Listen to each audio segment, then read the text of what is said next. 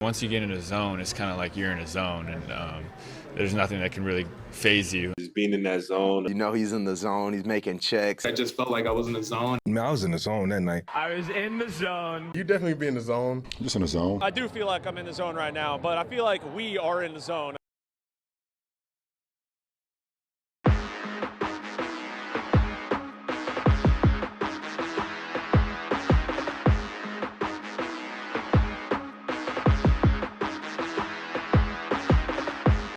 What's up, everyone, and welcome to In the Zone. I am the host, Brian, and I'm so thrilled to have you guys join me today as I preview the 2025 NHL Stanley Cup Playoff Final between the Edmonton Oilers and the Florida Panthers. Now, to start off, I want to just recap each team's path to the championship. So I'll start off with the Florida Panthers. And in round one, the Florida Panthers faced off against the Tampa Bay Lightning and pretty easily won that series in 5 games with a 4-1 series record and moved on to round 2. Now, round 2 wasn't as easy as round 1 was. They ended up dropping the first 2 games, putting themselves in a hole pretty early against the Toronto Maple Leafs. However, they won 3 straight to at least take a lead before dropping Game 6 to tie it back up and send it to Game 7. But that whole roller coaster of a series did not matter as they were able to win Game 7 pretty handily with a 6-1 score to punch their ticket to the conference finals. In the conference finals, they faced off against one of the hottest teams in the NHL at the regular season and in the playoffs against the Carolina Hurricanes. But no matter the heat, the Florida Panthers were ready for it. As always, they are in Florida. So they were ready for that heat and beat the Hurricanes 4-1 in 5 games to make it to the Stanley Cup Final. Now, as for the Oilers, they started round 1 pretty rough. They started the playoffs pretty rough as losing 2-0 or losing 2 games against the Los Angeles Kings to be in a 2-0 deficit in the series. But that didn't matter because they won 4 straight games to win the series. So they dropped 2, win 4 straight, move on to round 2, everything's forgotten. And it seemed that way as they ended up taking on the Vegas Golden Knights and beating them pretty handedly in 5 games, 4-1. So they move on to the conference finals, and once again, they dig themselves in a hole early as they go down 1-0 in the series. But just like round 1, they won 4 straight to punch their ticket to the finals for a rematch against the Panthers. Now, with that recap, as for the finals itself, I want to give you guys some big storylines to watch. And the biggest one that you'll probably hear over all sports and that you've heard me talk about already is that this is a rematch of last year's Stanley Cup Final. Last year, the Panthers won in 7 after being up 3-0 and then losing 3 straight to tie the series, but ultimately did win in Game 7 to get their first playoff cup or Stanley Cup win. Now, for the Oilers, they're looking to be the first team to win a Stanley Cup rematch since 2008 and 2009 Pittsburgh Penguins. In 2008, the Penguins faced the Red Wings and lost in 6 games, 4-2, and then the very next year returned to the Stanley Cup to face the Red Wings and won in Game 7. As for the Panthers, they look to be the first team to defeat the same team or organization in consecutive cups since the Canadiens did it back in 1977 and 1978 against the Boston Bruins. So there's some pretty big historical things looking at it, but if you were to look at just this storyline, you would say that the favor is a little bit more in the Oilers as it was a little bit more recent, and it does seem kind of tough to beat the same team twice. As far as another storyline goes, one of the bigger ones is, can the Oilers become the first Canadian team to win the Stanley Cup since the Montreal Canadiens did it in 1993. This has been a big cloud over all of the Canadian teams in the NHL for the past 32 years, I believe now. 1993 to 2025, so 32 years. So this is a really big question and a big storyline because if they do, they would be, like I said, the first team in over a quarter of a century, well over a quarter of a century, to win the Stanley Cup as a Canadian team. Now, another big question or big storyline of this game is which will give first? Will the Oilers' home ice advantage break, or will the Panthers' road success fail? That's the big question that we have here. So the Oilers at home in this playoffs have been stellar. They're 6-1 with a plus 16 goal differential. They have a 56.6% power play. So they may have a power play 56.6% of the time, and they're 83.3% penalty kill. They stop 83.3% of the power plays that they give up. As for the Panthers on the road, that is their strong suit. That's going to be the interesting one because the Panthers are 8-2 on the road, including their 3-0 record in the Eastern Conference Final against, like I said, the hottest team of the Carolina Hurricanes. On top of that, they have a plus 27 goal differential. 27. They scored 48 goals on the road compared to their opponents scoring 21. It is absolutely ridiculous to hear that on the road. And then they have a 42.9% success rate on power plays, and their penalty kill is 88.6%. They kill nearly 90% of the power plays that they face. They stop. That is ridiculous, especially on the road when you don't have the fans on your side. So the real question is which one of those will fall, and whichever one falls first will probably lead to whichever the series, or will dictate whichever team wins the series. As for another big storyline, on top of the home advantage versus the road success, you also have which team's depth will prevail. Both teams are incredibly deep as far as roster and usage. The question is which one will be able to outlast the other.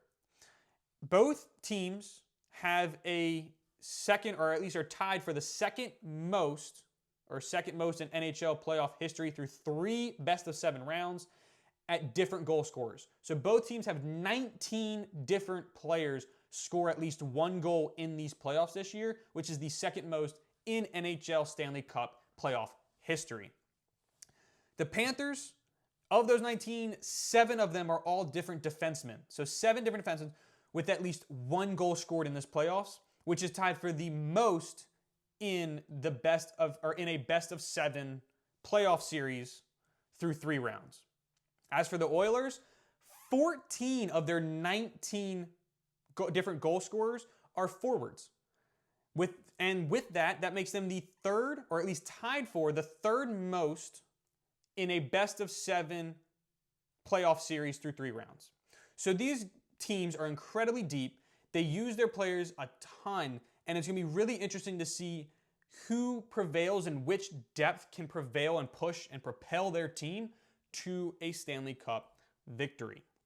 Now, moving on to the keys to victory, to each team's key to victory to bringing home that Stanley Cup. For the Panthers, it's pretty simple. You want to force the Oilers to defend for long stretches to wear them down with their forecheck and their physicality. The Panthers are one of the more physical teams in the NHL, so to use that to your advantage, you really want to make sure the Oilers are on the defensive end. You want them on their heels so they get tired quicker. They get tired quicker, opens up gaps, lanes, allows you to pretty much play with them however you want, and it really causes them to lose confidence and lose focus. In addition, you want to continue to get scoring throughout your lineup. Like I said, 19 different players, 7 different defensemen with goals. You want to keep that up. It keeps it fresh, and it also puts less stress on your stars like Tkachuk and Marchand to have to perform because you can depend on the rest of your players. Lastly, you want, and I'm going to apologize if I butcher this name, I'm going to try my best. Sergei Bobrovsky must maintain his level of play from the conference final. In the conference final, in the 5-game series, he only gave up 8 games, only had 8 goals scored total in the 5 games that he played. He must keep up that level of play if he wants to stop this offense with Draisaitl and McDavid. You have to do this with the Oilers, who, just like the Panthers, have 19 different players that have scored a goal. You have to keep up that level of play. For the Oilers, you want to continue to rely on that team defense. You want to continue to stay structured like you have in your previous setups. You do not want to get away from how you play, especially defensively, against such a powerhouse team like the Panthers. You have to make sure you keep that up. Their goalie, Stuart Skinner, he must maintain his Stuart Skinner must maintain his level of play from the last 2 rounds. Granted, he hasn't been great It's not stellar goaltender keeping plays. He's had multiple games where he's had 5 goals or more scored against him, but he has to keep up at least a decent level of play. While you can't be stellar, and while he hasn't been stellar throughout this playoffs, you at least have to produce a consistent amount of decent outings in order to help kind of stabilize that Oilers team. I mean, in all fairness, your goalie is really where your team, it's really your team's foundation and your centerpiece. If you don't have a strong goalie, it's very tough to have a strong team that that can go out there and fight with all the confidence in their world, knowing their back is covered by their goalie. So you have to make sure that you can at least produce decent outings. You don't have to be stellar. You don't have to be perfect. You don't have to give up 0 goals in 3 of the 7 games. You just have to be decent enough to allow your Oilers team with McDavid and Draisaitl to perform how they always do and take over games. Now, with those key points, there's one more third key point that I had. For the Oilers, just like the Panthers, you have to make sure your depth holds up. Now, the Oilers did sadly have an injury to one of their key players in Zach Hyman. He is not expected to play, or he's expected to not play this series, as he just had surgery for an upper body injury that he suffered in Game 4 of the Dallas Stars, the Western Conference Finals. But you have to make sure your depth holds up even with him missing. You need that to hold there because the Panthers are going to have depth and a lot of it. You need to be able to match their depth in order to take this and win this series. Now, with those key points done and talked about, I want to move into my predictions for this series. So, like I said, or I don't think I've actually told you, I'm slightly new to hockey, so I enjoy watching this. Absolutely love it. Started watching it back in the Four Nations and just kind of got hooked. But as far as my opinion goes, I watched the Stanley Cups last year, the Stanley Cup Finals. I usually watch about every year. This is kind of when I pick it up into the playoffs. From watching these playoffs and just kind of getting a vibe anyway, it's kind of a mixture of both. My prediction is that the Oilers would take this in 6. I don't really see a world where Connor McDavid, now I can see a world, but most of me is just saying that Connor McDavid is going to be able to get his revenge and get that elusive Stanley Cup that he's been looking for his entire career. So I think the Oilers will win it in 6. Now, mind you, they do have home court advantage, but like I said, that's a key storyline in this, is that home field advantage versus road success. But they play the first 2 games in Edmonton. They play the 5th game in Edmonton, and then they play a 7th game in Edmonton, both if necessary. So overall, if it goes to Game 7, you'll have 4 games in Edmonton and 3 in Florida, which is the opposite of what happened last year. That Game 7 was in Florida. Now, with that being said, like I said, I think they will finish it in Florida in Game 6 with the Oilers. As far as the Conn Smythe winner, that is the MVP of the entire playoffs, I think it will go to the defending player, or the player who is defending the Conn Smythe trophy from last year, which is Connor McDavid.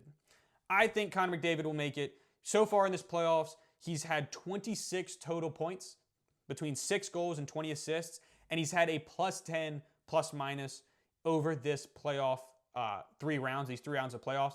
I don't see him slowing down. He has to be powered. He has to be the driving force of that Edmonton team if he wants to see a victory for Edmonton, if he wants to see that Stanley Cup.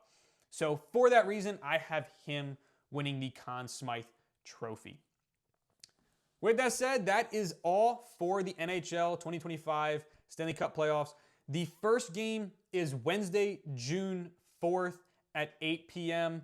It is going to be, like I said, in Edmonton, and then they will continue on that series up until June 20th, I believe, is how far it will go. So make sure you tune in, watch it. Hockey is a lot of fun. It's physical, it's fast, it's exciting to watch. But make sure you go tune in, because this is going to be a fun, it's going to be energetic, it's going to be probably emotional for a lot of them, as there's going to be tension between last year's final and, of course, now just trying to win the final in general. So make sure you watch it. It's going to be fun. But as always, that's all for me. Thank you guys so much for tuning in, and make sure you stay in the zone, because that's where the best are always found. See ya.